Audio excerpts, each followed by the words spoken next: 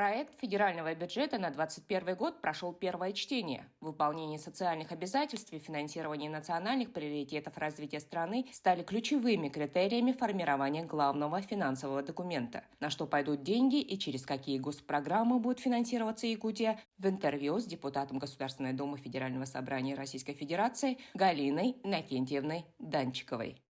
Галина Иннокентьевна, добрый день. Добрый день. На прошлой неделе в первом чтении был рассмотрен федеральный бюджет на 2021-2023 годы. Каковы его особенности и чем он отличается от ранее принятых документов? Если говорить об основных параметрах федерального бюджета, то основные параметры, они по доходам сформированы, исходя из тех объемов и тех показателей, которые были приняты прогнозом социально-экономического развития.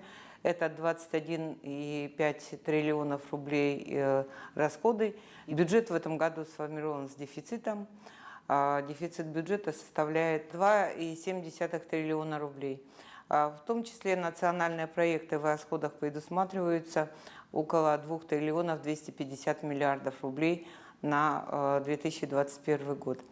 На что пойдут средства в 2021 году? Будем говорить о 2021 год, тот год, который ближе. Да? Если мы говорим о том, что бюджет этой трехлетки, и включая 2021 год, это бюджет не о цифрах, а бюджет о людях. То есть речь идет о выполнении всех социальных обязательств, выполнении той социальной политики и тех приоритетов, которые определены президентом и сегодня представлены в бюджете. В принципе, если посмотреть по удельному весу, то 35% расходов бюджета это составляет расходы на социальную политику. Сегодня всех интересует индексация пенсий. Это будет 6,3% заложено в федеральном бюджете выше инфляции. Это индексация минимального размера оплаты труда. Это 5,5% индексация. Это, конечно, средства, которые предусмотрены по поручению президента. Это для детей с особыми заболеваниями. То, что говорим сегодня о недостатке, необходимости выделения таких средств за счет повышения ставки налога на доходы физических лиц. Знаете об этом, наверное, что было принято решение, было поручение президента, и, в принципе, ставка повышена с 13 до 15%, если годовой доход превышает 5 миллионов рублей. Эти средства четко пойдут в течение 3 лет на помощь, на закупку таких лекарств. В объеме 400 миллиардов предусматривается в законе о федеральном бюджете. Также, конечно, я не могу не отметить то, что сегодня должны будут решаться вопросы по горячему питанию для школьников начальных классов. Речь идет о поддержке первичного звена. Это в полной мере должна заработать программа о модернизации первичного звена здравоохранения. И на эти цели ежегодно 2021 год, 2022 год и 2023 будет предусматриваться по 90 миллиардов рублей. Средства должны будут направлены на строительство фельдшерско-акушерских пунктов и на оснащение медицинских оборудований. В основном это касается сельских больниц. В бюджете также предусмотрено на первое полугодие 2021 года продление льготной ипотеки под 6,5%. Средства предусмотрены в федеральном бюджете для того, чтобы компенсировать ту разницу, потому что льготная ипотека 6,5%. На создание новых школьных мест, на доплаты классным руководителям, федеральные именно доплаты. Это то, что сегодня принято решение на федеральном уровне по поручению президента за классное руководство, ежемесячная доплата школам при сохранении тех доплат, которые были установлены на региональном уровне.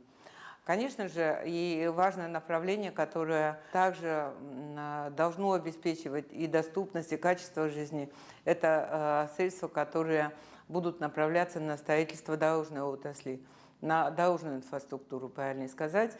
Это 2,5 триллиона рублей. С учетом дорожных фондов, региональных дорожных фондов, это будет около 6 триллионов рублей. Понятно, что сейчас непростая ситуация складывается с тем, что в каких условиях приходится работать педагогическому персоналу, школам, конечно, семьям, детям.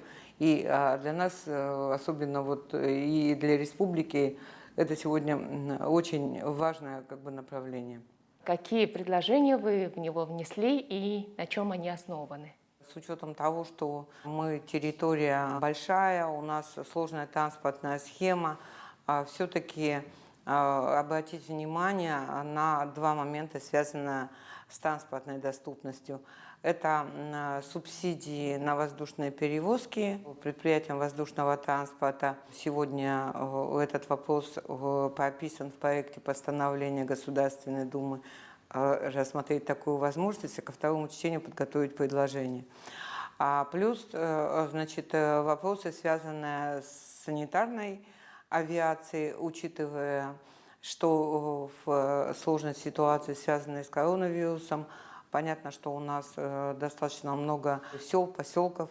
Конечно, оперативность решения вопросов помощи населению, она сегодня остро необходима. Я внесла предложение в постановление Государственной Думы о том, чтобы дополнительно рассмотрели вопрос о авиации. Этот вопрос.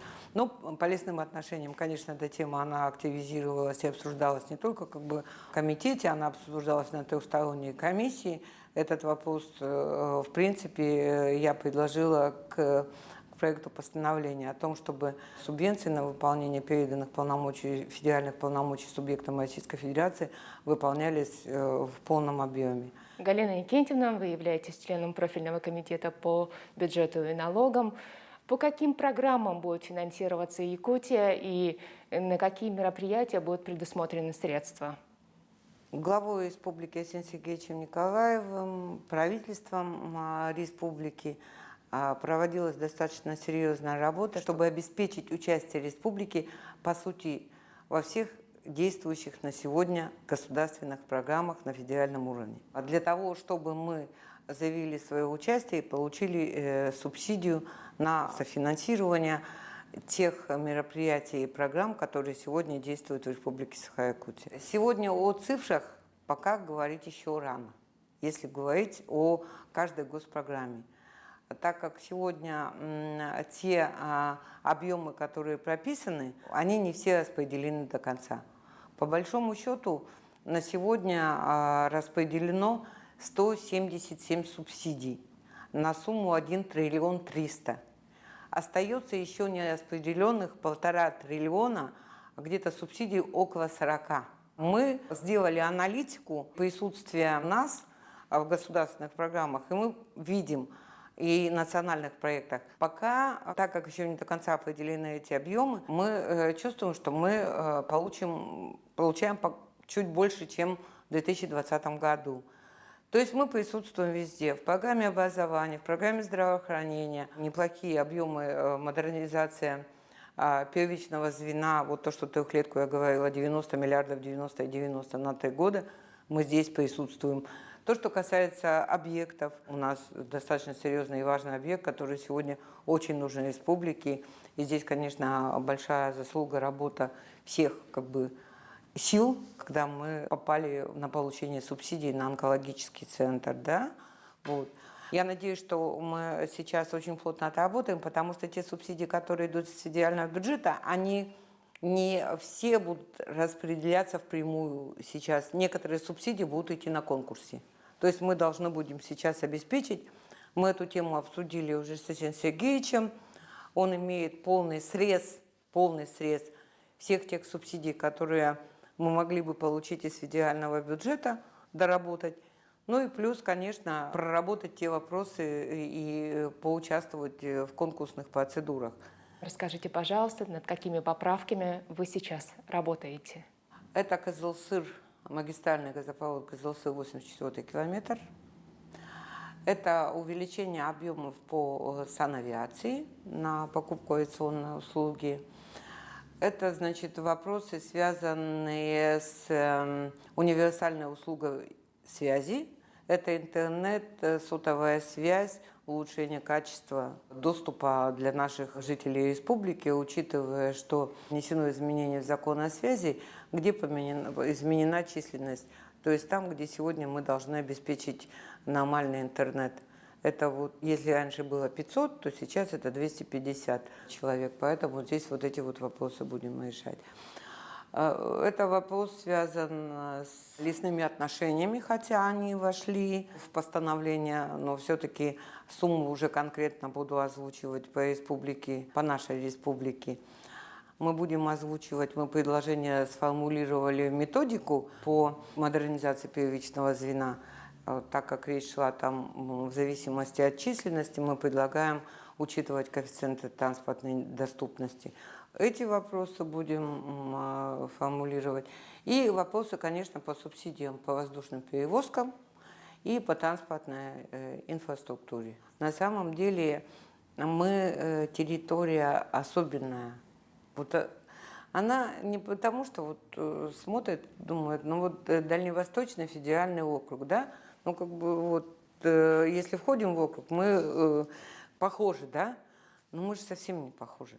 Мы вообще выбиваемся из всех. Мы больше как бы тяготеем к районам крайнего севера, арктическим, труднодоступным территориям. Потому что у нас практически во всех отраслях есть свои особенности. Практически. Если говорить и о промышленности, в целом, если говорить по экономике, по структуре, промышленности, социальной инфраструктуре, транспортной инфраструктуре, это все как бы у нас выбивается из общего контекста. Хотя вот в принципе правительство Российской Федерации в комитете слышат. Вот.